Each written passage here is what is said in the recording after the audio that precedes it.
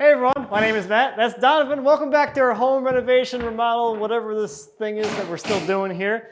Today, we're gonna be doing some drywall finishing. Last time we got all the drywall hung on the walls and the ceiling, and this time it's gonna be taping and mudding, and this is gonna start looking like an actual real room. Like, last time was a pretty big transformation from studs to rock. Now it's gonna look like an actual unpainted wall, which is kind of weird. But excitingly, not a whole lot of wall. Tall ceiling and trim. So last time we put up all the rock, and it was kind of nice because we're not really worried about the top corners between the walls and the ceilings, at least in here. So we're not going to worry too much about that. Down in the basement, we'll have a lot more inside and outside corners. Up here in the kitchen area, we have one inside corner back in here. We have the pantry, which has an outside corner, and I think one inside corner, and that's about it for corners up here. So Donovan is going to get started on the mudding and kind of walk us through the magic process of taping and mudding, which is it can elude you. Huh? It can elude you if you jump into it without. Most people don't like it. That's what you said. People say all the time. The people say it all the time. They don't like it. Well, in part. It's kind of a mind-numbing process for me where I can just not be thinking about a bunch of other stuff. That makes sense for you, actually. It does make sense for you. I mean, once I get into a rhythm and go on, it's like you just go.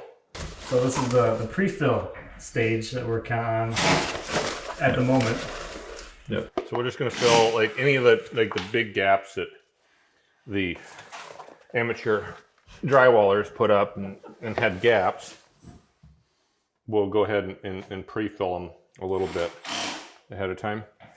So how big of a gap do you kind of have to worry about for pre-filling? It depends. Like the ceilings are usually the worst.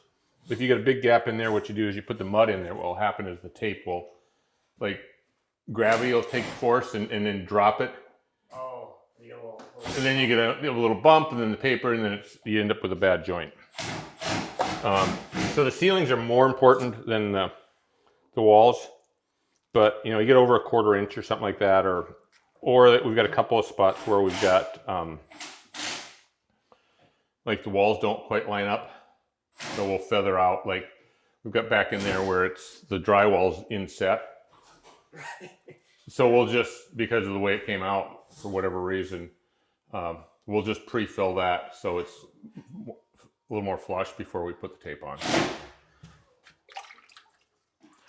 So, any special mix? Well, this stuff, you can get it in anywhere from 5-minute increments to 110-minute, and just mix up. You don't generally mix up a bunch, but this is 45. So probably in a couple hours, then I can go, it'll be enough moisture out of this that I can go right over it with the mudding it. Oh, so you don't have to wait for it to completely set. No, it'll set up the 5-minute. You have 5 minutes, and it's. That's all you get. It is a chemical. It's not. And there's some people use this a lot more. If we were doing metal corners, where you have a bunch of filling, some people take some of this and pre-fill all those corners. Areas you're going to have a lot of mud. Yep. Going anywhere. And it doesn't have much shrinkage, and you can go over it sometimes the same day, depending on what mix of mud you use. Is there a different consistency you're looking for this? I will, depending on what I'm doing. Like this one, I'm going to do a little bit thicker because I want to get it in there and stick, and I don't want it to fall down. So if I was trying to if I was using this to do some patching, it'd probably, especially the further coats you go up, I'll do thinner or a little more fluidity to it.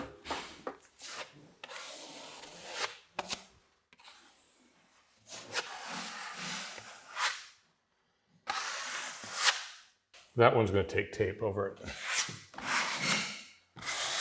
That's cool.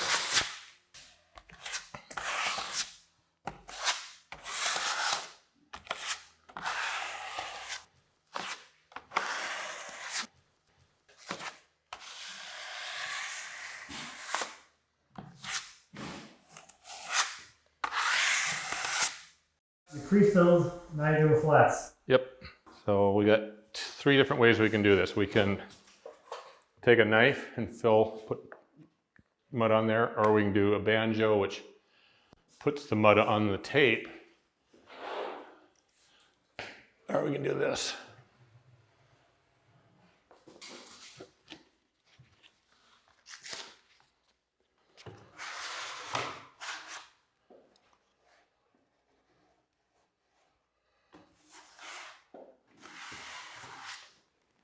So I like this, but it's better, it's clean. I mean, with these knives, it's just a cleaner, I mean, with a banjo, you end up with, like, if you end up with, like, tape, you end up with all these sticky rolls of tape that get on the floor, and this, we don't have any, maybe a little less messy. Not completely, but, you know. Just a little dirty. I'm a little dirty.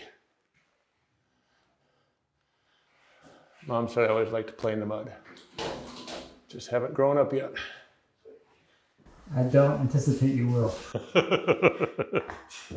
Nope. I don't see that happening at this point in time.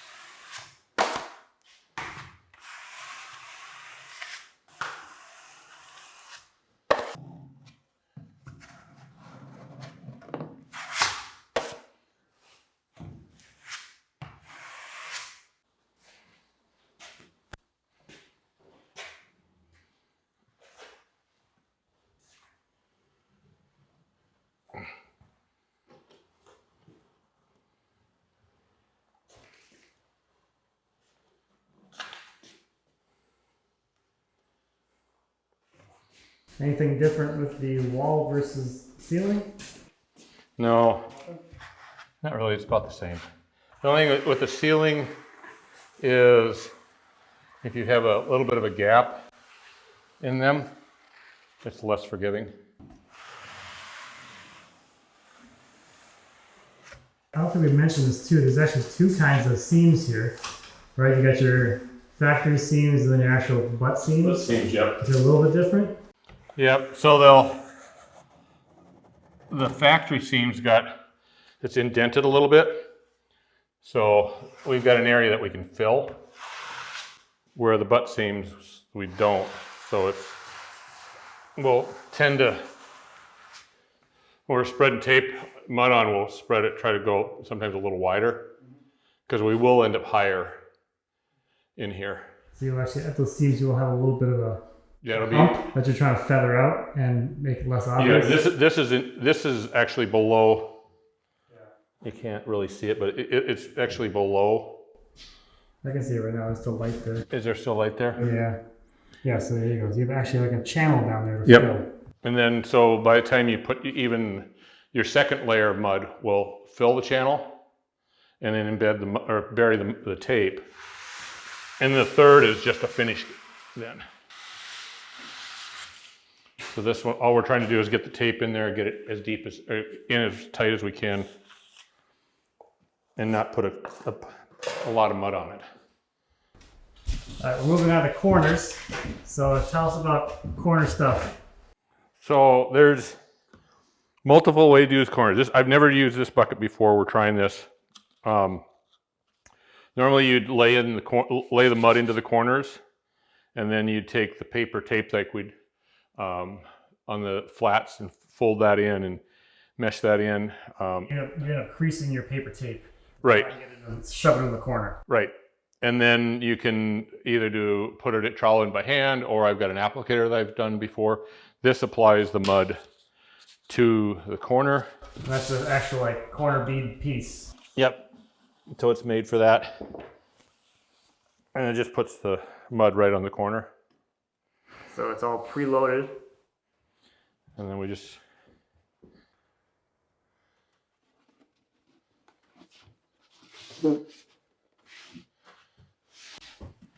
And then for this, a lot of times you can just trowel them in if you're doing it by hand, or like you just trowel them in. But this, I've got a roller. It's a set of rollers, 2 in each direction. And what that does is it'll bed it in nice and tight.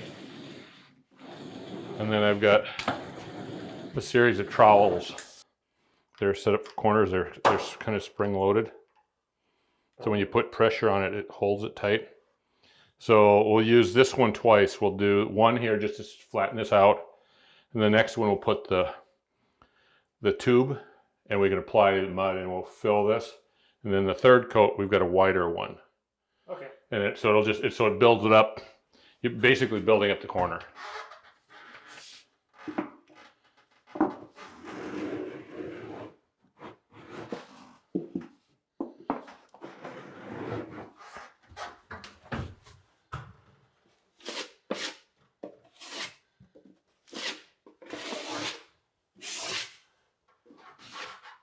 And it's usually just got to clean up the corners a little bit.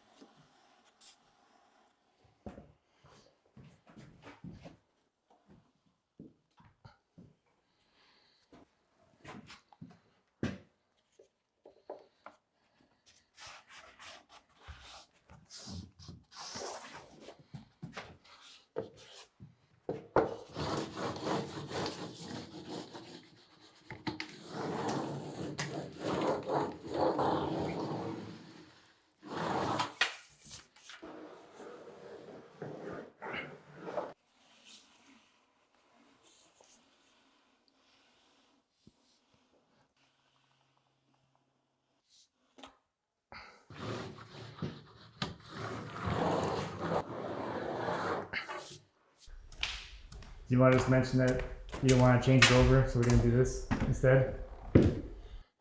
Can.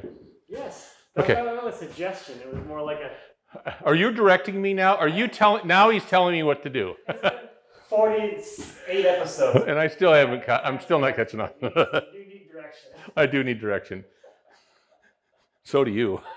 So one of the things with this tool applying deal, or the tool that applies it on the bead, is you have to basically take the whole thing apart and flip the mechanism underneath and change everything out. To go from outside to go from outside to inside. And I have one, on this whole floor, I have one piece of outside corner bead.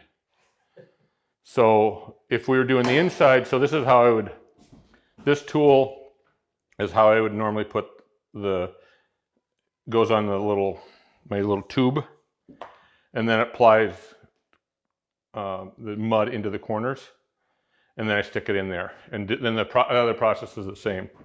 And then for the outside corner, we have that in there, and then I'll lay in a bead. If it goes well, it'll just lay in kind of a bead on both corners at the same time. The tube is full of mud, and I have 2 different lengths of tube. This is the bigger of the 2. The shorter one is a whole lot easier in closets or spaces that you don't have a lot to work with.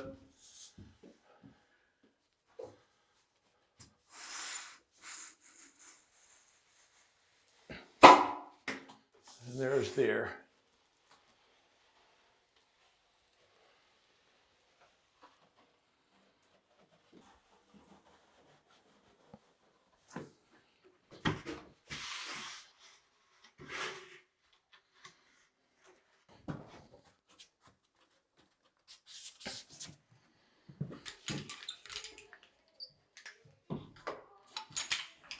That's just an outside.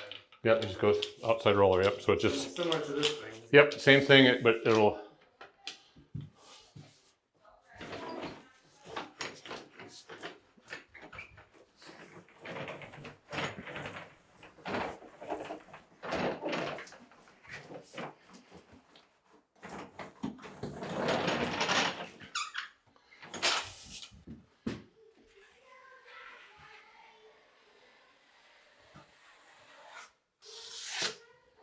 Let's just cut a window in the pantry, just so we can film it. It's all about video here.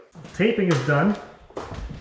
First coat, so we fill it on this end, and it's got a little scraper that you can adjust the tension on, and then some rollers. And then this moves on the inside. So when I push on it, basically it compresses. Squeezes the mud out. It just squeezes the mud out, kind of under pressure. Oh yeah, that's, yep. So it kind of holds it under pressure, so it keeps it, it'll fill, but not overfill. So you end up with a consistent kind of thickness.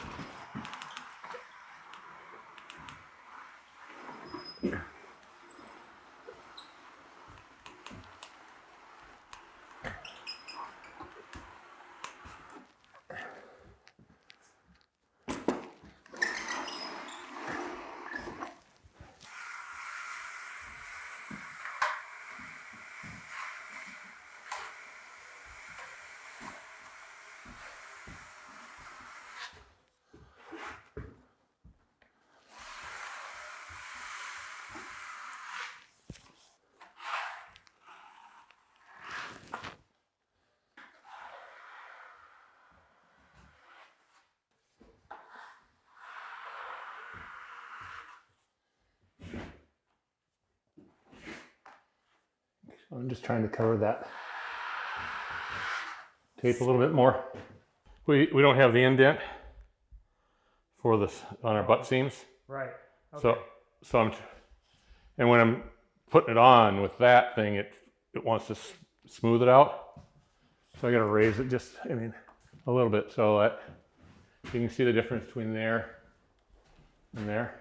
You can see the tape still here. Yep. So I want to cover the tape on this time.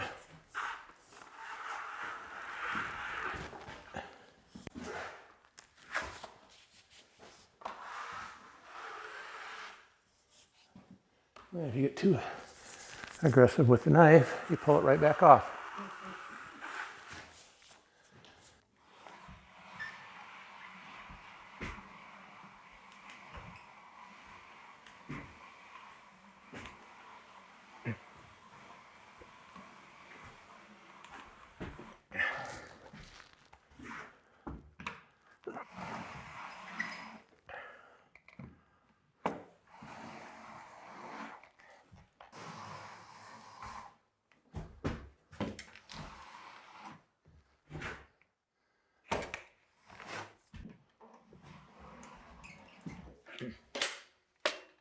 You're right there. I almost got your camera. Yeah. I didn't realize you were quite that close. It's got a hood on it. That's good because this thing's heavy. Smash.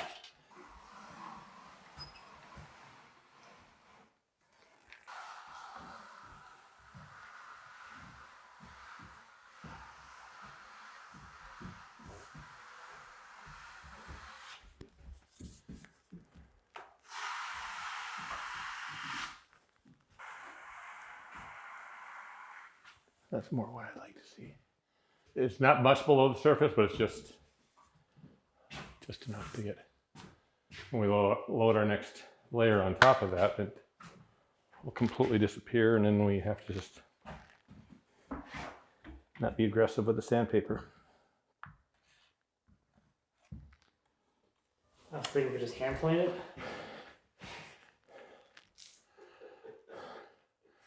I'm more like, can we get the jointer? You have to put a whole jointer up there. We'll just hold the jointer up there. We'll put it on a, you know, we could take one of the windows out, put the jointer on the telehandler. That sounds so easy. Taking the window out. And then we'll put it on it like this. Like, oh, you can get the crank system off the sawmill. Just crank it through the ceiling. Just crank it through the ceiling. Yeah.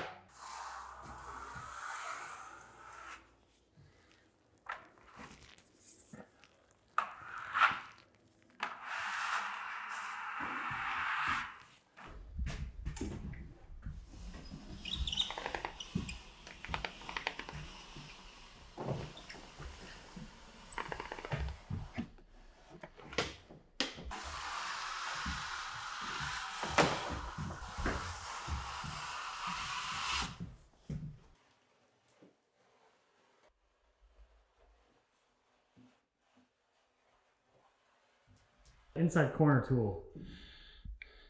So mud comes in through here, and then it's got a spring-loaded edge. So it'll follow whatever the angle of the corner is. And as the harder you push it in, I mean, it'll scrape along this side and along that side. And then what I do is I've got each layup for the corners is like this one's a 1/2 inch bigger in this direction than the one previous. Oh, so that you get wider. So we get a little bit wider, and then you just kind of perfect the corner out. So that's how you feather out that corner from point out. Otherwise you end up with a hard ridge. And then you can come back. On the last coat, we come back with a knife and kind of like, even after this, is just make sure you don't have a big glob or whatever.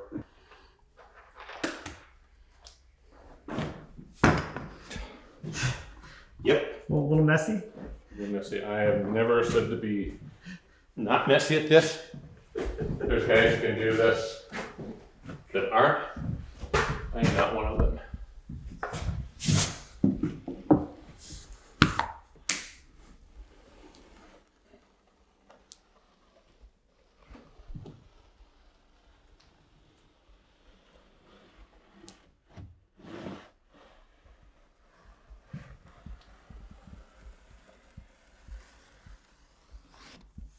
So that's kind of what it should look like when if you're using the tool.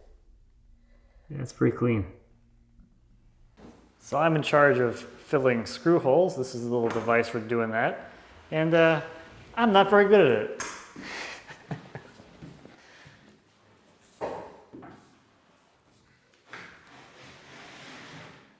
Yep.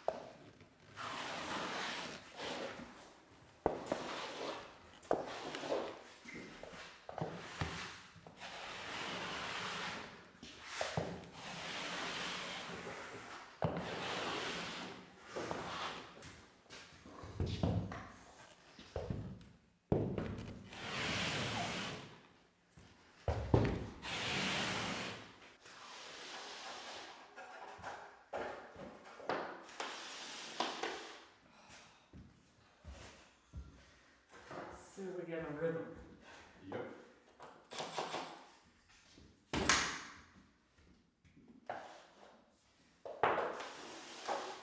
This is a three coat. So we did the first one, we just put the tape in, flattened it out, and then we came back with the 10-inch box, and now we're going to do a 12-inch box. And these are basically the same, and you can get these in, I think, 8, 10, 12, 14-inch. So each one just gets a little bit bigger.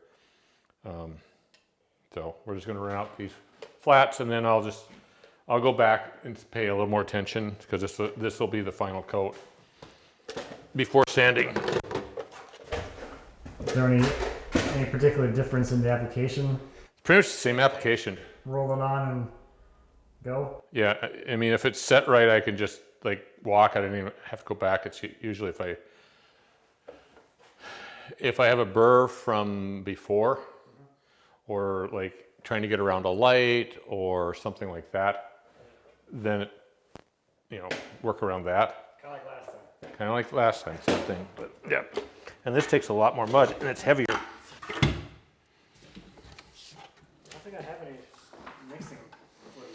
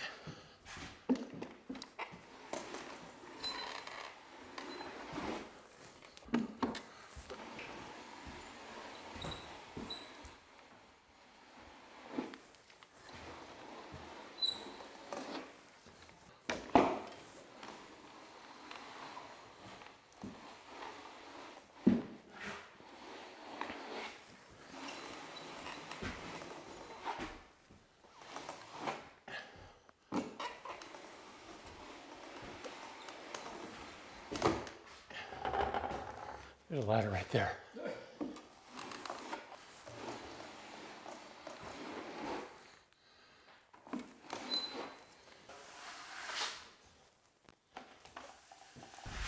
It's crazy how much faster this is. Yeah. I mean, you get a big wide open room. It's quick. It's really quick. And like, we don't have any, like, especially with just the flats on the ceiling is essentially this room. It's like, and even the rolling and the feathering doesn't take that long. This is the one that hurts if you get, like, what it'll do is it'll come all the way back or like. Smack your hand. Yep. Then you go, ouchie.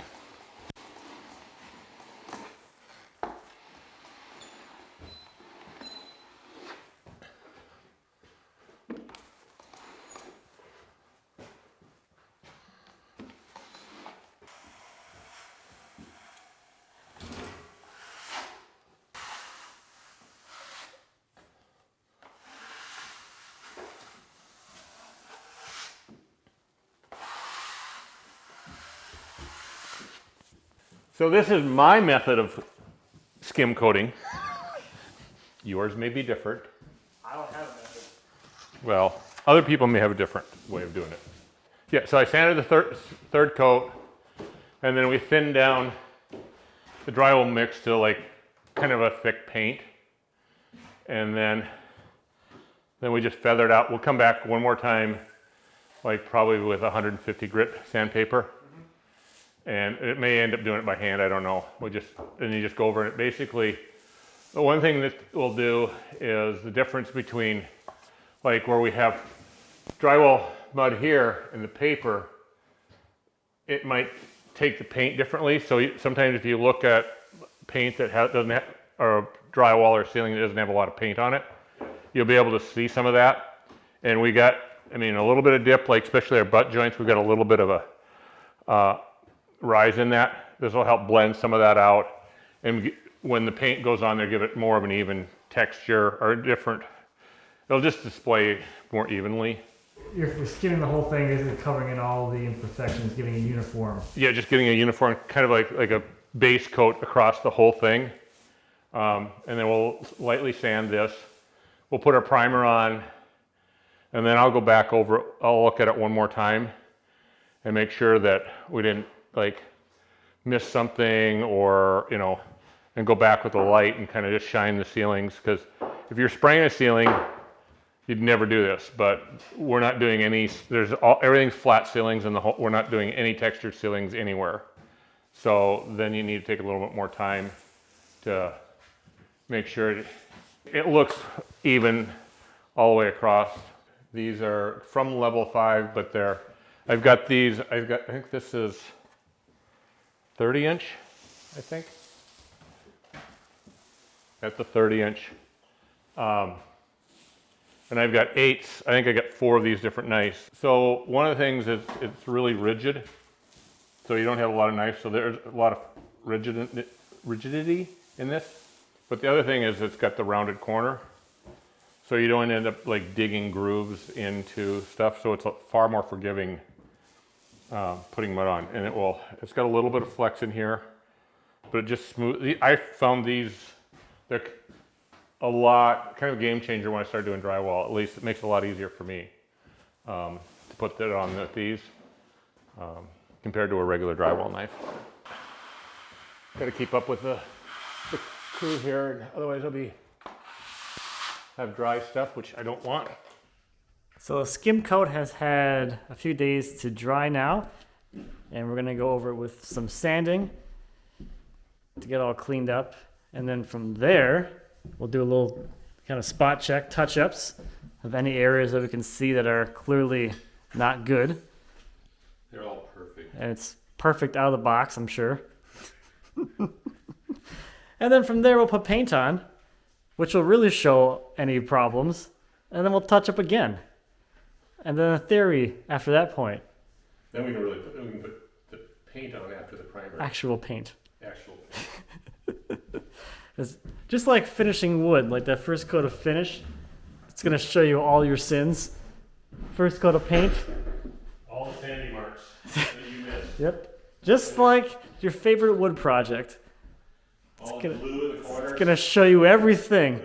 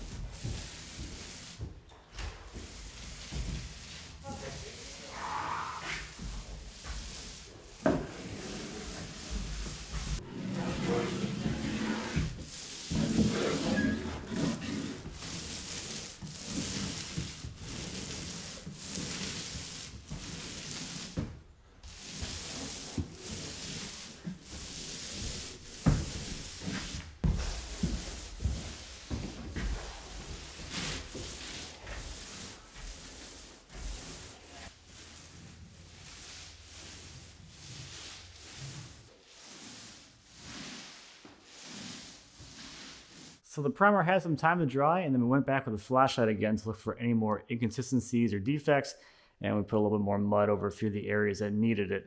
So there's a few spots here, those get sanded back, and then the ceiling is all ready for paint.